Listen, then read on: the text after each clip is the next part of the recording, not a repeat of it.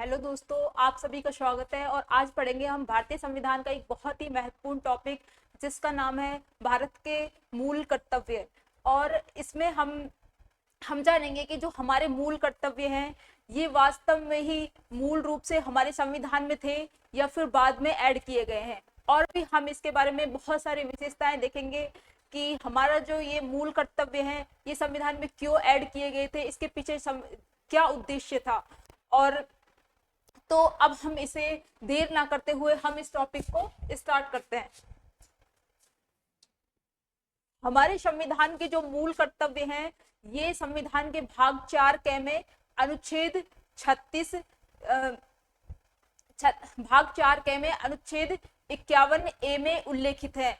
और हमने ये यूएस रशिया के संविधान से ग्रहण किए हैं। अब हम जानेंगे कि जो हमारे मूल कर्तव्य हैं, ये हमारे संविधान निर्माताओं ने तो संविधान में ऐड किए नहीं, तो बाद में सरकारों को क्या आवश्यकता महसूस हुई कि उन्होंने संविधान में जो 1976 में 42वां संविधान संशोधन करके मूल कर्तव्यों को जो ऐड किया। तो इसका मीन्स है कि जब हमारे जो संविधान निर्माता थे, उन्होंने जैसे नागरिकों के लिए मौलिक अधिकार दे दिए थे अनुच्छेद 12 से 35 में कि भाई आपको ये सभी मौलिक अधिकार दिए जाते हैं, और अगर आपके मौलिक अधिकारों का उल्लंघन होता है तो आप सीधे सुप्रीम कोर्ट जा सकते हो, सुप्रीम कोर्ट आपको न्याय दिलाएगा। और राज्यों को भी अनुच्छेद 36 से 51 के तहत नीति निर्देशक तत्व दे दिए गए कि भाई ये आपके लिए एक कर्तव्य है। उनके लिए भी कर्तव्य डिसाइड कर दिए गए या फिर निर्देश के रूप में दिए गए कि आपको आने वाले फ्यूचर में इस दिशा में कार्य करना है, इन निर्देशों के अकॉर्डिंग कार्य करना है। लेकिन नागरिकों के मूल कर्तव्य संविधान में नहीं दिए गए। संविधान निर्माताओं का मानना था कि हमारा जो भारत देश है अभी अभी गुलामी के चंगुल से बाहर निकला है, और नागरिक हमारे पहले ही इतने सचेत है कि उन्हें कर्तव्य बताए जाने की कोई आवश्यकता नहीं है, तो वो खुद से ही अपने जो ड्यूटीज है उनको फॉलो कर लेंगे। लेकिन जैसे जैसे समय बीतता गया तो सरकारें ये महसूस करती गई कि वास्तव में नागरिकों के लिए मूल कर्तव्यों की जरूरत है। और इस वजह से इंदिरा गांधी की सरकार थी 1976 में, और कांग्रेस साथ में कांग्रेस पार्टी का राज था। तो कांग्रेस पार्टी ने जो हमारे सरदार स्वर्ण सिंह थे, उस टाइम के बहुत ही पढ़ी लिखी और जानी मानी हस्ती थे, और उनसे कहा कि आप संविधान में कुछ जो चेंजेस करने हैं उन पे कुछ रिकमेंडेशंस कीजिए, कुछ सिफारिश कीजिए। तो उन्होंने तो उस टाइम उनकी सिफारिश से जो पूरा 42वां संविधान संशोधन है संविधान का, वो किया गया। और जो 42वां, जब हम गूगल पे सर्च करते हैं तो देखते हैं कि जो एक मोटा सा चिट्ठा निकल के आएगा, एक बहुत बड़े पेजेज का एक पूरी बुक टाइप निकल के आएगी 42वें संविधान संशोधन की। और उसका जो एक पेज है उसमें मूल कर्तव्य, जो हमारी फंडामेंटल ड्यूटीज है, वो लिखे हुए हैं। तो इस टाइप से जो पूरा 42वां संविधान संशोधन, ये बहुत बड़ा अमेंडमेंट है हमारे संविधान का। और इसलिए इसे मिनी कॉन्स्टिट्यूशन के नाम से भी जाना जाता है, क्योंकि ये संविधान में आज तक का सबसे बड़ा संशोधन है। और इसके माध्यम से ही संविधान में मूल कर्तव्यों को जोड़ा गया था। अब हम देखेंगे कि जो मूल कर्तव्य हैं उनकी और सभी विशेषताएं, जैसे मूल कर्तव्य, तो ये मूल कर्तव्य, ये हमने मूल कर्तव्य, ये सरदार स्वर्ण सिंह समिति की सिफारिश पर गठन 26 फरवरी 1976 की सिफारिशों के आधार पर 42वें संविधान संशोधन के द्वारा मूल कर्तव्यों को संविधान में जोड़ा गया। सबसे पहले हम देखेंगे कि ये हमने लिए कहां से, तो ये हमने लिए हैं जो हमारा रूस है ना, उस टाइम की हमारी जो सरकार थी वो पूर्व सोवियत संघ से प्रभावित थी। उस टाइम की 1976 में जो हमारी कांग्रेस की सरकार थी, वो जो रूस है, जिसे पहले सोवियत संघ कहा जाता था, उससे बहुत प्रभावित थी। तो वहां से हमने मूल कर्तव्यों को मतलब उधर से प्रेरित होकर हमारे संविधान में ऐड किया था। और ये हमने जब बाद में ऐड किए थे संविधान में, इसलिए हमने इनको ए लगा के संविधान में ऐड किया। जैसे संविधान के भाग 4 में अनुच्छेद 51 में, जैसे संविधान के भाग ये संविधान के भाग 4 क में और अनुच्छेद 51 क में ऐड किए गए थे। इसके अतिरिक्त ये क्या है, न्यायोचित नहीं है, न्यायोचित नहीं है, न्यायोचित नहीं है। इसके अतिरिक्त ये केवल भारतीयों के लिए है, केवल भारतीय नागरिकों के लिए है, केवल भारतीयों के लिए है। तो जो हमारे मूल कर्तव्य है, फंडामेंटल जो ड्यूटीज है, ये न्यायोचित नहीं है। अर्थात अगर इनका उल्लंघन कोई करता है, कोई भी नागरिक, तो सुप्रीम कोर्ट इन्हें लागू नहीं करवा सकता। इन्हें केवल और केवल हमारी जो संसद है, वो यदि चाहे कि मूल कर्तव्यों को लागू करना है या फिर कोई दंड की कार्यवाही करनी है, कोई जुर्माना लगाना है, तो हमारी संसद कानून बना के लगा सकती है, लेकिन संविधान इन्हें लागू नहीं करवा सकता। इसीलिए इन्हें गैर न्यायोचित कहा जाता है, या फिर कहा जाता है कि भाई ये गैर प्रवर्तनीय है। कौन सी टर्म यूज की जाती है, गैर प्रवर्तनीय है, प्रवर्तनीय टर्म यूज की जाती है, प्रवर्तनीय है, गैर प्रवर्तनीय है। प्रवर्तनीय का मीन्स तो होता है कि जो हमारे फंडामेंटल राइट्स है ना, मूल अधिकार, वो तो प्रवर्तनीय है, क्योंकि अगर हमारे मूल अधिकारों का उल्लंघन होता है तो हम सीधे सुप्रीम कोर्ट जा सकते हैं और सुप्रीम कोर्ट उन्हें रिट के माध्यम से लागू करवाता है और हमें न्याय दिलवाता है। लेकिन जो हमारे फंडामेंटल ड्यूटीज है, ये गैर प्रवर्तनीय है, अर्थात इनका यदि उल्लंघन होता है तो हम सुप्रीम कोर्ट नहीं जा सकते और कोई दंड की कार्यवाही भी नहीं की जा सकते। लेकिन संसद को ये अधिकार दिया है 42 संविधान संशोधन के तहत कि यदि हमारे मूल कर्तव्यों का उल्लंघन होता है तो संसद कानून बना के कोई भी दंड की कार्यवाही कर सकती है, जुर्माना लगा सकती है। तो और हम देखेंगे ये केवल ना भारतीय नागरिकों के लिए है, जो मूल कर्तव्य है वो किसके लिए है, केवल और केवल इंडियंस के लिए है, ये विदेशियों के लिए नहीं है। भाई कोई भी कार्य होता है, जैसे हमारे कोई बाहर से कोई मेहमान आता है तो हम उससे थोड़ी ना अपने घर के काम करवाते हैं, उसको तो बल्कि विशेष अधिकार देते हैं हम। बल्कि जो घर के काम है, जो भी घर में जैसे कोई भी बाहर से मेहमान आता है तो हम जैसे घर में कुछ भी एक्स्ट्रा काम है, चाय बनाना है या फिर कुछ भी जैसे झाड़ू पोछा करना है या कुछ भी करना है, तो वो हम बल्कि घर के नागरिकों पर ही तो उनको लगाया जाता है। इस तरह से जो फंडामेंटल ड्यूटीज है या फिर कर्तव्य है, वो भारतीय नागरिकों के लिए ही है, ना कि विदेशियों के लिए। इस टाइप से हमने ये जनरल इसके बारे में जाना, फंडामेंटल ड्यूटीज के बारे में। अब हम नेक्स्ट देखेंगे जो स्वर्ण सिंह समिति है, उसने कितने मूल कर्तव्यों की सिफारिश की थी और संविधान में कितने ऐड किए गए, और क्या बाद में भी कोई मूल कर्तव्य संविधान में जोड़ा गया था। तो अब हम इसे देखेंगे। जो हमारी ये स्वर्ण सिंह समिति, इसका गठन ना 26 फरवरी 1976 को हुआ था और ये 12 सदस्यीय समिति थी। इसमें एक तो अध्यक्ष थे और 11 सदस्य थे, तो टोटल ये हो गई 12 सदस्यीय समिति। और इसके जो 12 सदस्य हैं, इनको याद करना थोड़ा मुश्किल है, इसलिए जरूरी नहीं है कि हम इन सभी को याद करें, लेकिन इसमें से कुछ जो इम्पोर्टेंट है, जैसे कि इसके अध्यक्ष थे सरदार स्वर्ण सिंह, और इसका गठन कब हुआ था, 26 फरवरी 1976 को। इसके अतिरिक्त जैसे इसके कुछ इंपॉर्टेंट सदस्य, जैसे कि इसमें महिला सदस्य एक थी, उसका नाम है रजनी पटेल। क्या, रजनी पटेल।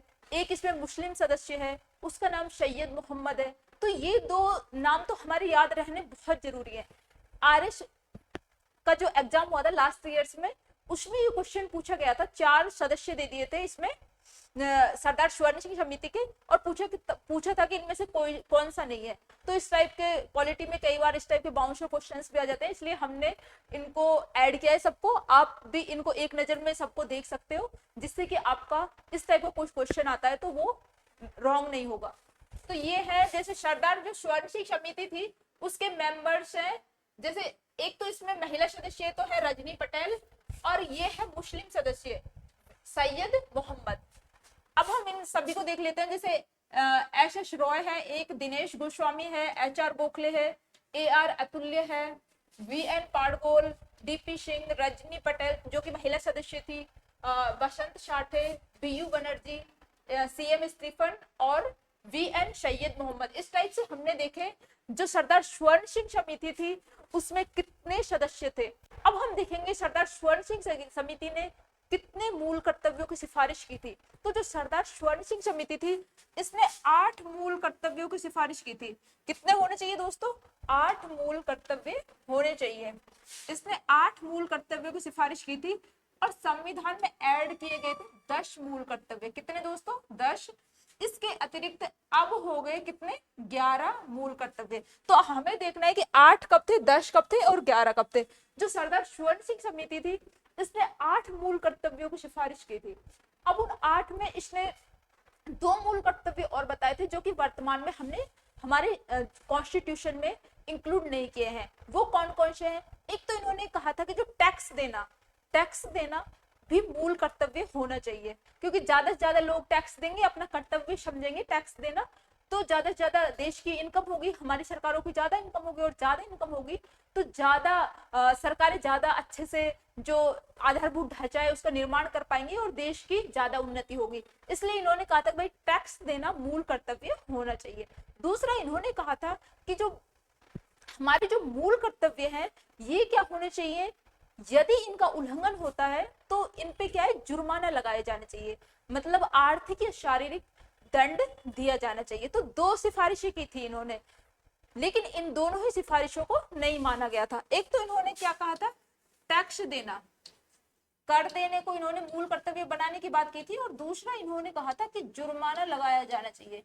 क्या दोस्तों? जुर्माने की बात कही थी कि यदि मूल अधिकारों का उल्लंघन होता है तो जुर्माना लगाया जाना चाहिए।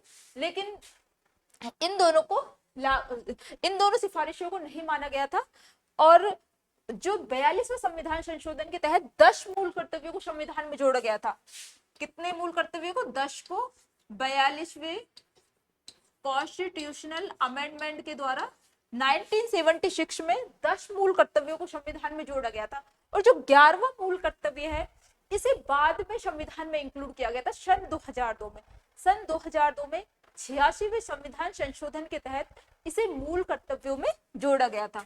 सन 2002 में 86वें कॉन्स्टिट्यूशनल अमेंडमेंट द्वारा इसे मूल कर्तव्यों में जोड़ा गया था।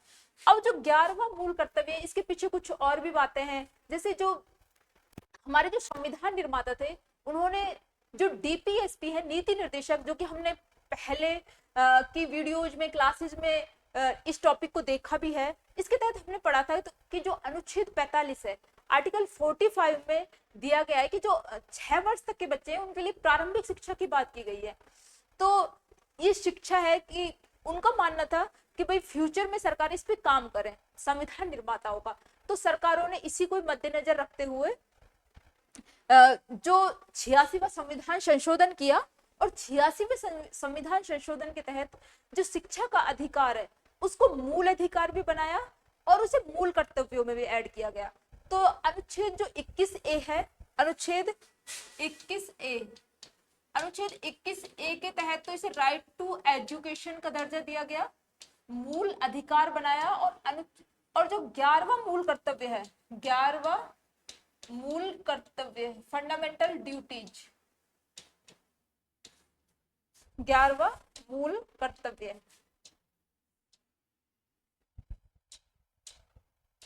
11वां मूल कर्तव्य। तो इसे मूल अधिकारों में तो अनुच्छेद 21A में, अनुच्छेद 21A में जोड़ा गया, मूल अधिकार बनाया गया, राइट टू एजुकेशन, शिक्षा का अधिकार। इसके तहत जो गरीब तबके के जो बच्चे होते हैं उनको जो प्राइवेट शिक्षण संस्थान है उनमें 25% सीटों पे, मतलब उनके लिए वंचित या गरीब जो भी तबका है उनके लिए रिजर्व कर दी जाती है, और इनका जो शुल्क है वो सरकार भुगतान करती है। इसके अतिरिक्त इनको जो 11वां मूल कर्तव्य है उसमें भी ऐड कर दिया गया। इस टाइप से जो शिक्षा का अधिकार है इसको मूल कर्तव्य भी बना दिया गया और मूल अधिकार भी। अब जो 11वां मूल कर्तव्य है इसमें क्या है, इसमें क्या है कि जो भी बच्चों के संरक्षक हैं, अभिभावक है या फिर उनके माता पिता हैं, वो मतलब उनको ये होना चाहिए कि वो अपने बच्चों को जैसी भी स्थिति में है उसके अनुसार शिक्षा उपलब्ध करवाएं। तो इस टाइप से ये हमने 11वां मूल कर्तव्य ऐड किया था संविधान में। अब हम इसे और अच्छे से इसकी व्याख्या कर लेते हैं।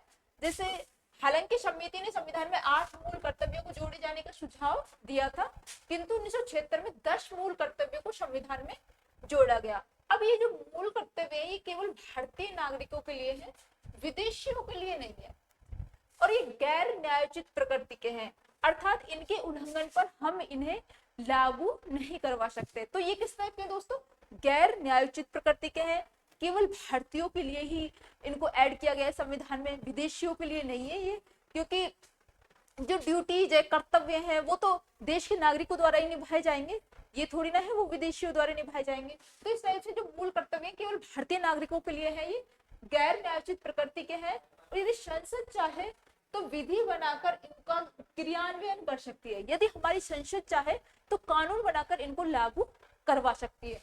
इस तरह से जो मूल कर्तव्य है ये भारतीय परंपरा, आदर्शों, धर्म और जीवन पद्धति आदि को प्रदर्शित करते हैं। हमारी जो परंपराएं हैं, हमारे जो आदर्श हैं, धर्म, जीवन पद्धति आदि को रिप्रेजेंटेट करते हैं, ये हमारे मूल कर्तव्य।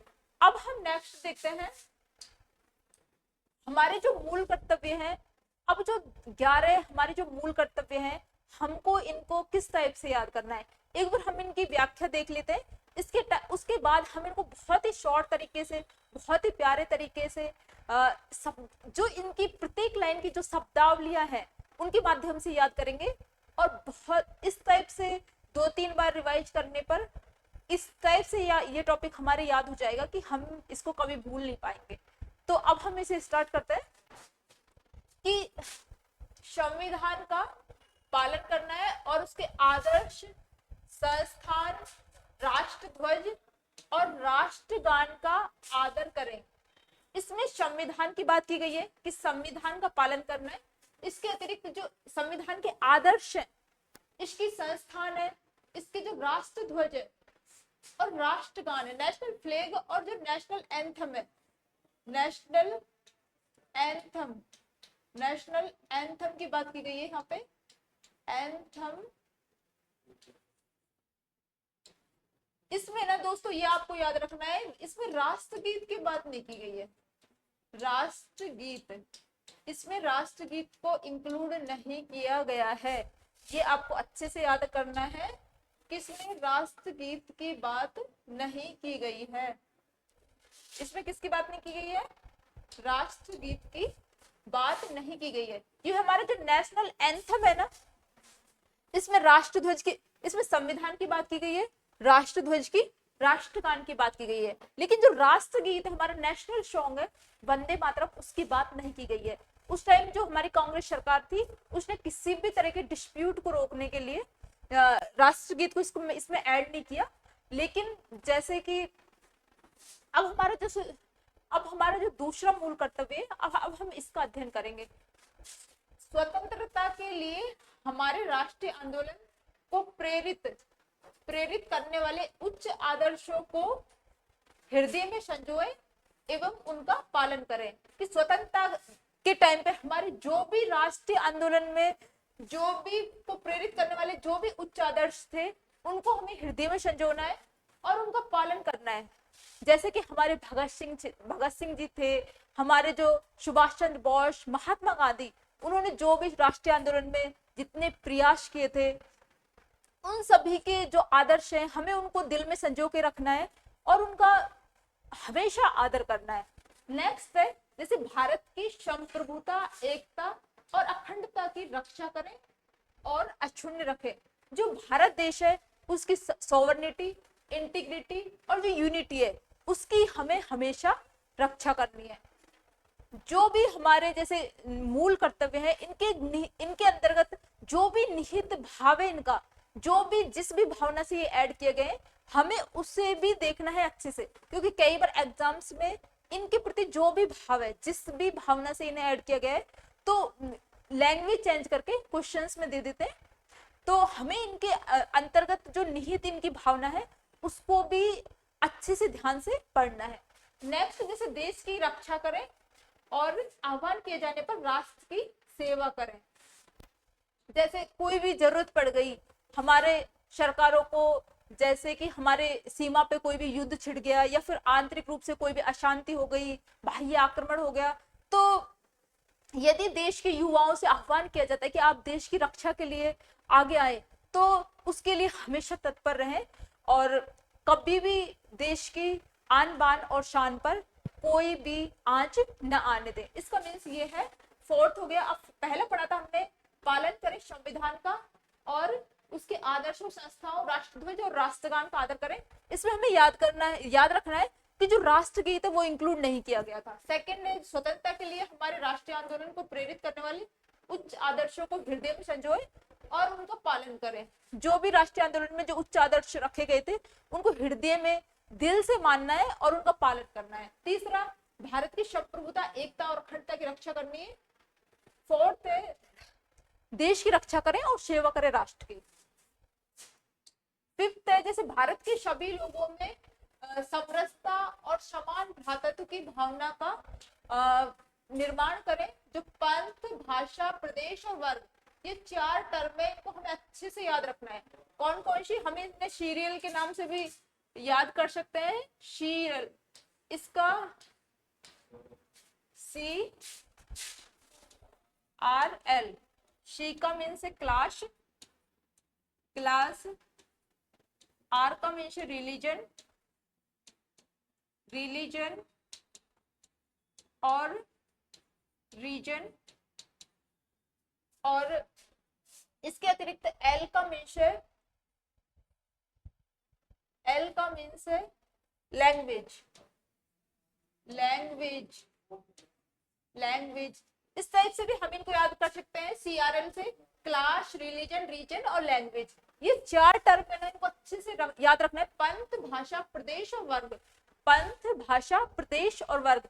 एग्जाम्स में सीधे के सीधे इनको जमवा लिया जाता है, इसलिए हमें इनको अच्छे से देखना है। पंथ, भाषा, प्रदेश और वर्ग, भारत के सभी लोगों में समरसता और समान भ्रातृत्व की भावना का निर्माण करें। जो पंथ, भाषा और प्रदेश वर्ग पर आधारित सभी भेदभावों से परे हो और ऐसी प्रथाओं का त्याग करना है जो महिलाओं के सम्मान के विरुद्ध हो।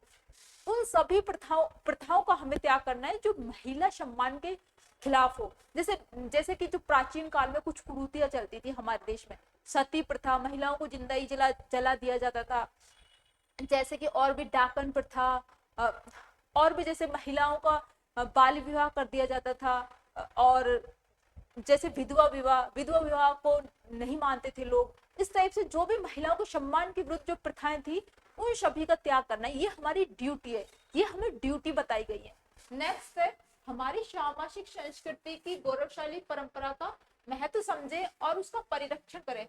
हमारी जो कल्चर है, मिली जुली जो कल्चर है, जिसमें कि सारी संस्कृतियों के लोग, सारे धर्मों के लोग एक साथ रहते हैं, उसको भी हमें उसको भी बनाए रखना है। इस तरह से ये हमारा छठा मूल कर्तव्य है।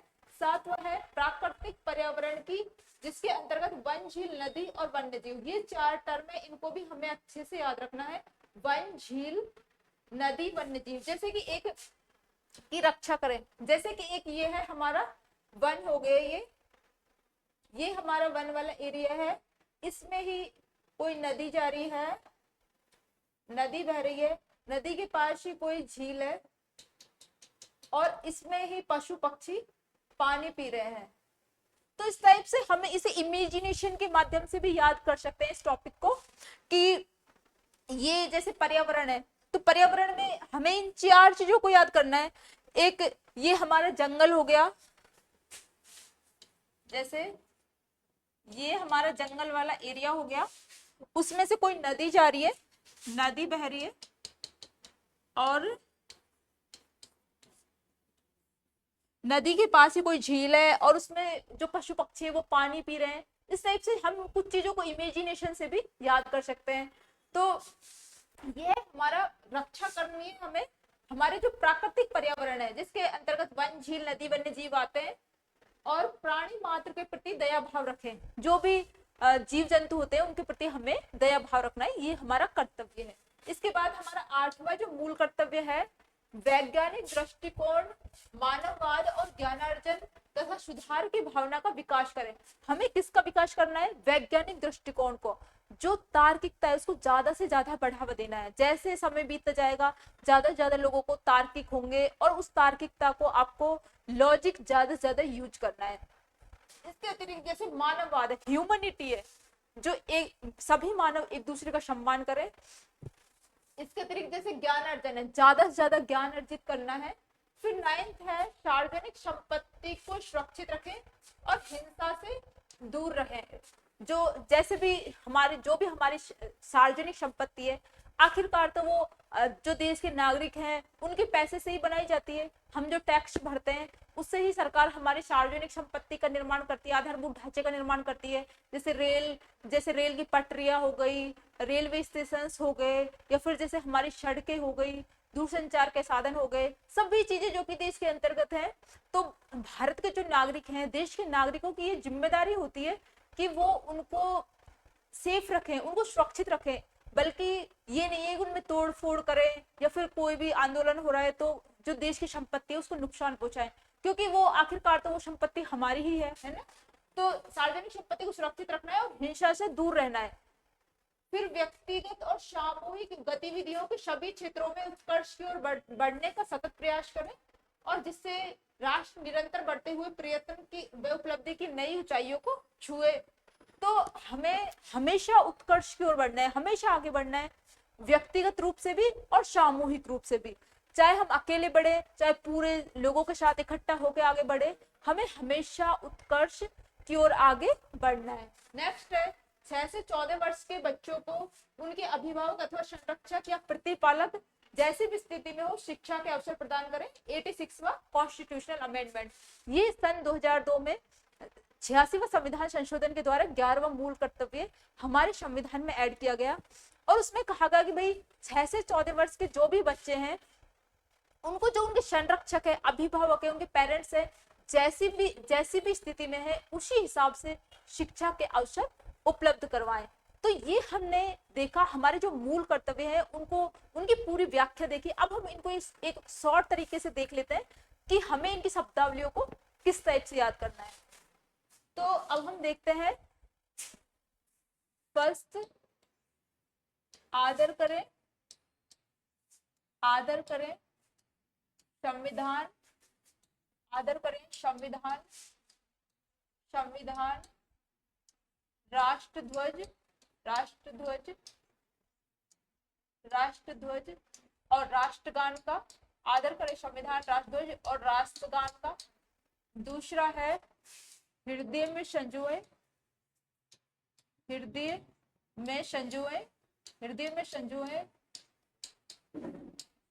एवं पालन करें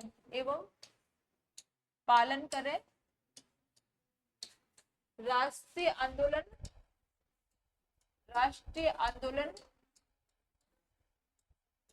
आंदोलन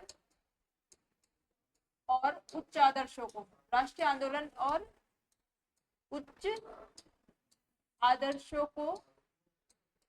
और इसके अतिरिक्त थर्ड है रक्षा करें संप्रभुता, एकता, अखंडता की, संप्रभुता, एकता और अखंडता की, रक्षा करें संप्रभुता, एकता और अखंडता की। चौथा है रक्षा करें देश की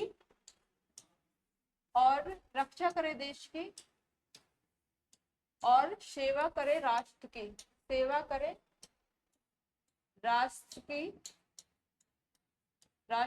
और 5 है त्याग करें महिला सम्मान विरोधी प्रथाओं का, और इसमें समान भ्रातृत्व की बात भी की गई है, समान भ्रातृत्व की बात की गई है और समरसता की भी बात की गई है, समरसता। इसके अतिरिक्त जैसे 6 जो है इसमें है परिरक्षण करना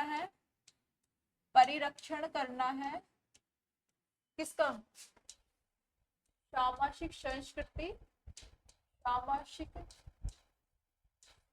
संस्कृति और गौरवशाली परंपराओं का, गौरवशाली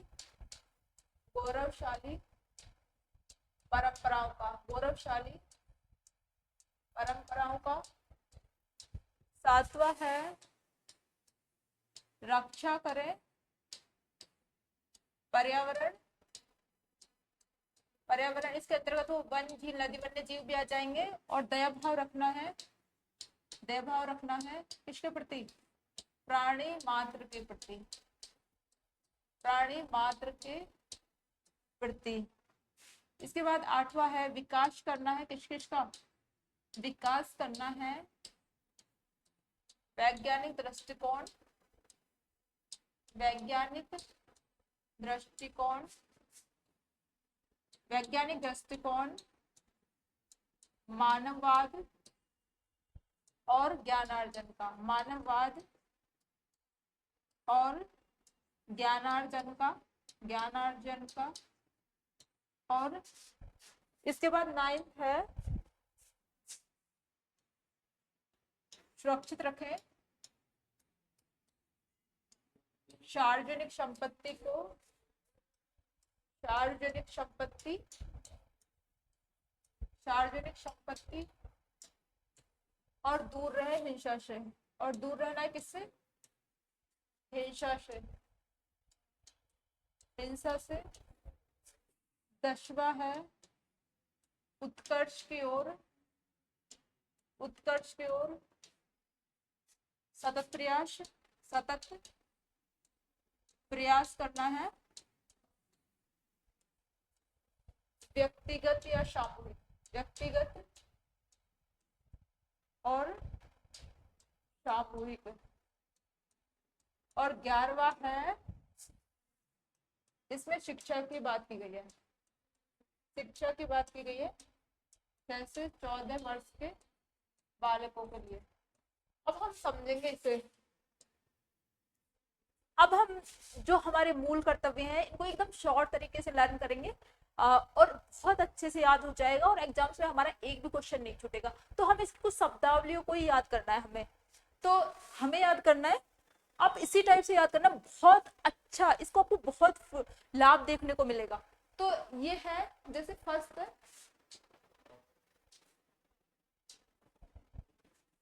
हमें सीधा याद करना है, आदर करें संविधान, राष्ट्रध्वज और राष्ट्रगान का। किस किस का? आप भी मेरे साथ इसी टाइप से बोलिए और 2-3 बार बोलना, बहुत अच्छे से आपको ये मूल कर्तव्य याद हो जाएंगे। तो आदर करें संविधान, राष्ट्रध्वज और राष्ट्रगान का।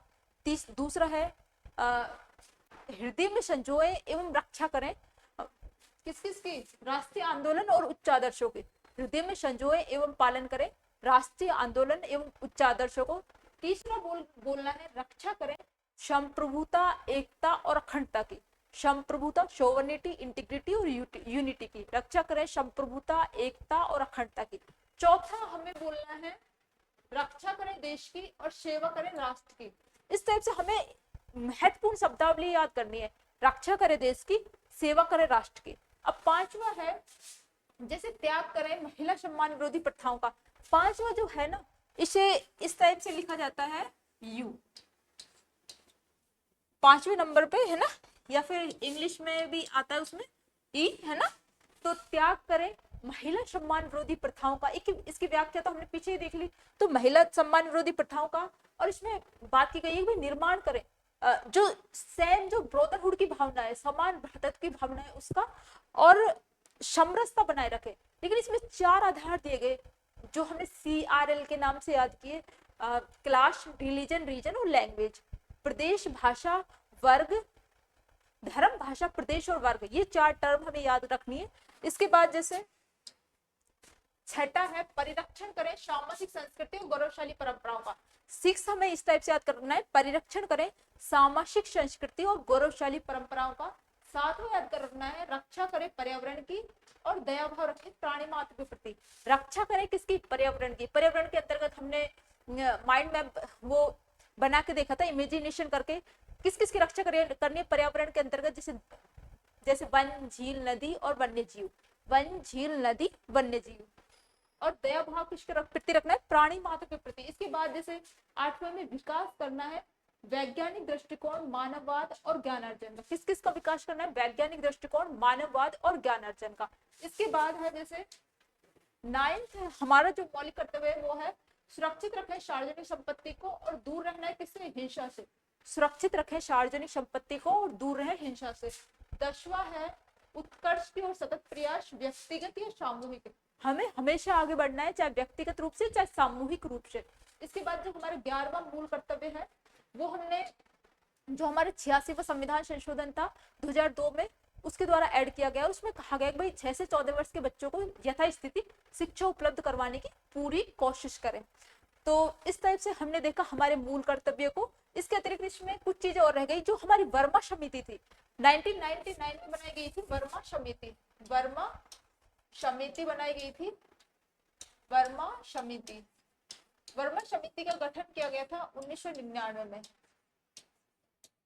1999 में सरकार ने वर्मा समिति का गठन किया गया भाई कि स्कूलों में या फिर जो भी शिक्षण संस्थान है उनमें कितना पालन हो रहा है, इसका कितना इनको क्रियान्वयन हो रहा है मूल कर्तव्यों को, तो उसकी जांच के लिए वर्मा समिति बनाई गई थी 1999 में। और हमारे जो सुप्रीम कोर्ट है इसमें भी एक PIL लगाई गई थी जिसमें पूछा गया था कि भाई मूल कर्तव्यों का देश में क्या हाल है, क्या लोग मूल कर्तव्यों को फॉलो करते हैं। तो उसमें कहा गया कि पूरे देश में 99.9% लोगों को मूल कर्तव्यों से कोई ज्यादा लेना देना नहीं है, ओनली 0.5% लोग ही मूल कर्तव्यों को फॉलो करते हैं। इस टाइप से ये हमारे देश में मूल कर्तव्यों की स्थिति है। अब जैसे वर्मा समिति की बात करते हैं 1999 में कुछ मूल कर्तव्यों को लागू करवाने हेतु वर्तमान में लागू और वैधानिक प्रावधानों की पहचान करने के लिए वर्मा समिति का गठन किया गया था। इससे रिलेटेड सुप्रीम कोर्ट का एक केस है MC मेहता वर्सेस भारत संघ के मामले में उच्चतम न्यायालय द्वारा यह कहा गया कि संविधान के अनुच्छेद 51 के खंड 6 के अंतर्गत केंद्र सरकार का यह कर्तव्य है कि वह देश को शिक्षण संस्थाओं को सप्ताह में 1 घंटे पर्यावरण संरक्षण की शिक्षा देने का निर्देश दे। कि भाई देश के जितने भी शिक्षण संस्था है उनको सप्ताह में 7 दिन होते हैं, उसमें 1 घंटे के लिए पर्यावरण संरक्षण की शिक्षा देने का निर्देश दें। इस टाइप से ये सुप्रीम कोर्ट का एक केस है इससे रिलेटेड। अब हमने हमारे मूल कर्तव्य, ये एक छोटा सा टॉपिक तो इसको कंप्लीट किया, लेकिन ये बहुत ही इंपॉर्टेंट है एग्जाम के पर्पज से भी और हमारे नागरिकों के लिए मूल कर्तव्यों को समझना बहुत जरूरी है। यदि हम सभी नागरिक हमारे मूल कर्तव्यों को फॉलो करते हैं तो हमें इससे हमारा देश बहुत ज्यादा उन्नति की ओर बढ़ेगा, विकासशील से विकसित देश की ओर शीघ्रता से आगे बढ़ेगा। तो ये हमें फॉलो करने बहुत जरूरी है। आप सब भी इनको फॉलो कीजिए और जिससे हमारा देश विकासशील से विकसित देश बन सके। और आपको ये क्लासेज अच्छी लगती है तो इनको लाइक, शेयर और सब्सक्राइब जरूर कीजिए। और इसी टाइप से हम आगे इनको कंटिन्यू करेंगे, इनके क्वेश्चन आंसर सीरीज भी लेके आएंगे और ये एग्जाम में बहुत ज़्यादा हेल्पफुल रहेंगी ये सभी क्लासेस। Thank you.